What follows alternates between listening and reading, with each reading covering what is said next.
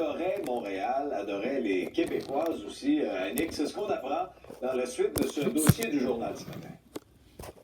Oui, parce que notre bureau d'enquête donc a épluché là, les 3 millions de dossiers qui sont sortis cette semaine. Et ce qu'on comprend, c'est que Jeffrey Epstein aimait venir faire des escapades à Montréal, là, visiter des endroits un peu plus luxueux de la métropole, mais également participer aux festivités du Grand Prix de Formule 1 du Canada.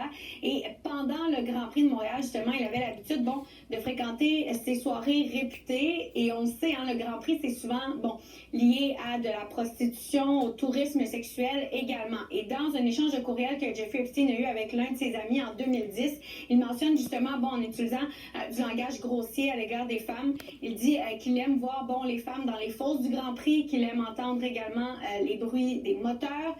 Il dit aussi en entrevue qu'il a accordé au début des années 2000 que Montréal, c'est sa ville préférée du Canada et qu'il adore les magnifiques femmes francophones. Donc, ce sont les mots qu'il a utilisés qu'on peut lire justement dans ses dossiers. Il y a également sa femme de ménage qui, elle, avait dévoilé que des femmes québécoises donc étaient allées là, à New York pour des orgies qui étaient organisées par Jeffrey Epstein à l'époque, également avec un politicien bien connu, des hommes également d'affaires.